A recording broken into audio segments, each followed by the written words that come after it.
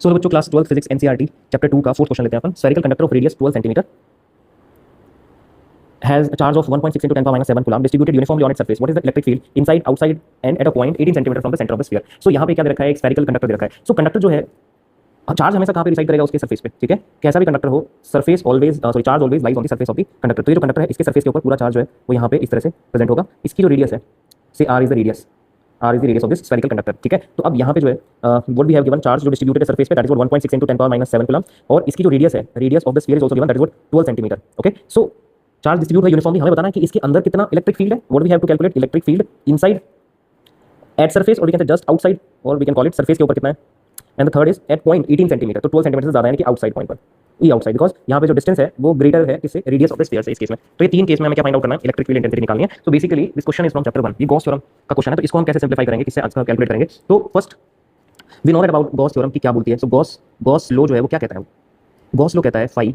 So total flux link to the close surface is 1 upon epsilon naught times the net charge, है ना. Phi is equal to क्या होता है, 1 upon epsilon naught times the net charge and close by the close surface. Close surface पे total charge कितना है, उससे हम फ्लक्स निकाल सकते हैं कि कितनी फ्लक्स है. ठीक है, और इस ये जो हम यहाँ पे क्वेश्चन है इसी की एक गॉस की एप्लीकेशन हम लोग पढ़ते हैं, जिसके अंदर हम इलेक्ट्रिक फील्ड निकालते हैं inside, outside and the surface of the sphere पे. ठीक है, सो वी नो दैट इसके अंदर ये जो सरफेस है इसके अंदर कोई भी चार्ज नहीं है. चार्ज जो है कंडक्टर के सरफेस के ऊपर लाई कर रहा है, टोटल चार्ज इज क्यू. अब इसके अंदर कोई भी चार्ज नहीं है तो इलेक्ट्रिक फील्ड भी क्या होगा यहाँ पे, जीरो, है ना. इसको मैं इस तरह से रिप्रेजेंट कर सकता हूँ, close surface E close integral of EDS, है ना. तो यहाँ से क्या होगा, क्यू की वैल्यू क्या हो जाएगी, zero. For the first case, case number 1 के लिए जब मैं जाऊंगा यहाँ पे फर्स्ट केस के लिए, तो ई इनसाइड क्या होगा, E inside equals to zero. Why, so we can say Q net, है ना. ये जो कंडक्टर है हमारा, इसकी रेडियस है आर, कैपिटल आर, और मुझे क्या करना है, इसके अंदर एक निकालना है किसी डिस्टेंस स्मॉल आर पे, correct, electric field intensity. So here in this case we can say are is less than capital are.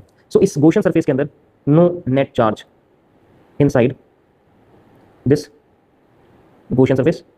इस गॉसियन सरफेस पे कोई नेट चार्ज नहीं है. सो दैट वी कैन से ई इनसाइड, थोड़ा और क्लियर करें तो Q net is equals to zero. If q net is equals to zero, then flux will be zero as per the Gauss theorem.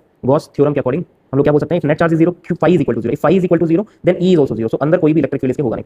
Second case at the surface, तो surface पे मुझे निकालना है. ठीक है, तो इसके लिए हमें एक्सप्रेशन मिला था, जब मैं सरफेस पे आउटसाइड सरफेस पे निकालूंगा तो इलेक्ट्रिक फील्ड इंटेंसिटी का एक्सप्रेशन हमारे लिए आया था k q upon r square. इसी को हम यहाँ पे यूज कर सकते हैं. So q at surface is equal to k q upon r square, है ना. तो इसी को मैं यूज करूंगा. So where q is given, r is equal to the radius of the sphere. So that is what, कितनी दे रखी है अपन को, 8 centimetre, 12 centimetre sorry. So 12 centimetre में गिवन है. ठीक है, तो यहाँ पे आर आ गया and Q is also given. Q अपन को गिवन है 1.6 into 10 power minus 7 coulomb, 1.6 into 10 power minus 7. Now put all the values. So E at surface हमें क्या मिल जाएगा, 9 into 10 power 9 into what is the value of q, 1.6 into 10 power minus 7 divided by r. So r is equal to this 12 centimetre. तो हम इसको metre में convert करेंगे तो हम लिख सकते हैं इसको 12 into 10 power minus 2 मीटर के इक्वल. तो 12 into 10 power minus 2 and square r square. ठीक है, तो यहाँ पे हम इसको सिंप्लीफाई करते हैं. सो पहले पावर्स को सिंप्लीफाई करते हैं. सो 9 into 1.6 divided by square of 12, तो मैं इसको ऐसे लिख दूंगा. ओके, एंड पावर ऊपर कितनी है, 10 power 9 plus 10 power 9 minus 7 and divided by 10 power minus 2, power 2 is -4. ठीक है, तो यहाँ से हम लोग क्या लिख सकते हैं, 9 minus 7 is 2 plus 2, और नीचे से ऊपर जाएगा 4, तो ये भी बन जाएगा प्लस का 4. एंड इसको सिंप्लीफाई कर लेंगे अपन साथ साथ में कि 3 3 जा 9, 3 4 जा 12. ठीक है, इसको हम 16 से कैंसिल आउट कर सकते हैं, 4 1 जा 4, 4 4 जा 16. अब यहाँ पे जो है 1.6 है ये, तो हम क्या लिख सकते हैं इसको 0.4. ठीक है, इसका पॉइंट हटाऊंगा तो यहाँ पे एक 0 आ जाएगा. तो 4 3 जा क्या हो जाएगा, 12 हो जाएगा. तो हमारा 12 आ गया. ठीक है, तो एंड लास्ट में आएगा 3 4 जा 12, सो 1/4 बेसिकली हमें मिलेगा यहाँ पे. So E on the surface is 1/4 into 10 power plus 2, और 4 भी ऊपर चला गया तो प्लस 6, 10 power 6 हो जाएगा. सो हम लोग इसको लिख सकते हैं 100/4 into 10 power 4, and this is what 25 into 10 power 4 newton per coulomb.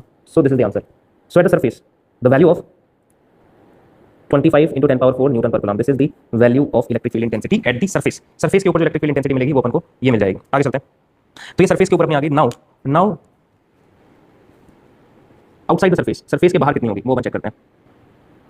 Okay, हाँ सॉरी, तो यहाँ पे छोटा सा जो है छोटी सी मिस्टेक हो गई, वो ये है कि यहाँ पे अपन को मिल जाएगा 0.4 ऊपर आया अपने पास में, यहाँ पे आ जाएगा दिस इज व्हाट 40. ओके, तो इसको मैं जब सिंप्लीफाई, तो इसको अपन सिंप्लीफाई करेंगे तो क्या आंसर मिलेगा. सॉरी, तो यहाँ पे जो है, एक मिनट इसको वापस बताते हैं. तो यहाँ पे अपन को मिल जाएगा, ये था अपना 9 into 1.6 अपॉन 12 into 12, पावर्स को हमने सिंप्लीफाई कर लिया अलग. तो मैं इसको कैंसिल करूंगा तो मुझे यहाँ पे मिलेगा 4, यहाँ पे मिल जाएगा 3. ठीक है, और इस 4 से मैं इसको कैंसिल आउट करूंगा तो मुझे मिल जाएगा 0.4. करेक्ट, इस 3 से 12 को सिंप्लीफाई करूंगा तो 3 4 जा 12, 4 मिला. इसका पॉइंट हटाऊंगा बन जाएगा 40, 4 10 जा 40, सो 1/10 आएगा यहाँ पे. ठीक है, तो फाइनल जो आंसर आएगा हमारा सरफेस के ऊपर वो मिल जाएगा 1/10 into 10 power 6. ठीक है, तो सरफेस के ऊपर जो इलेक्ट्रिक फील्ड इंटेंसिटी होगी वो कितनी हो जाएगी, 10 power 5 Newton per coulomb. This is the electric field intensity at the surface.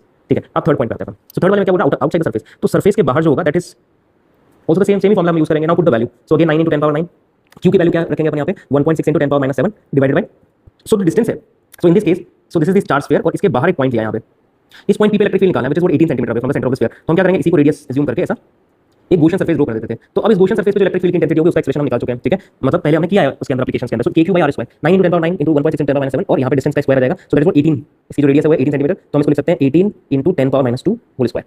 Okay, so यहाँ से अपन को मिल जाएगा E outside is equal to powers को हम सिंप्लीफाई कर लेंगे पहले 9 into 1.6 divided by 18 into 18 into 10 power 9 minus 7 हो जाएगा 2 डिवाइडेड बाई 10 पावर माइनस 4, ये ऊपर जाके बन जाएगा 6। तो यहाँ से इलेक्ट्रिक फील्ड अपन को आ जाएगा, अगर मैं इसको भी सिंप्लीफाई कर दूँ 9 2 जा 18, ओके 2 8 जा 16 है ना, इसका पॉइंट हटा दूँ यहाँ से तो 180 हो गया। इसको हम सिंप्लीफाई कर देंगे 18 और 180 को, सॉरी 8 एंड 180 को सिंप्लीफाई करूँ तो यहाँ पे अपने पास हो जाएगा 4 4 2 4 जा 8 एंड दिस इज व्हाट 9 और यहाँ 0 तो बन जाएगा 90 एंड फर्दर सिंप्लीफाई करो तो इट इज व्हाट 45 और यहाँ से सिंप्लीफिकेशन पे 2 आएगा 2/45, तो यहाँ पे अपने पास आ जाएगा 2/45 इंटू 10 टू द पावर 6, ठीक है। तो इसको हम 5 की टेबल से फर्दर सिंप्लीफाई कर सकते हैं, 2/45 को सिंप्लीफाई करूंगा, so the answer is like 0.44 into 10 power 6, correct. And मैं इसको इस तरह से लिख सकता हूँ 4.4 इंटू 10 टू द पावर 4 लिख सकते हैं यहाँ पे 0.04, सॉरी 0.0444, ठीक है। तो ये 4.4 into 10 power 4 newton per coulomb, so this is the answer.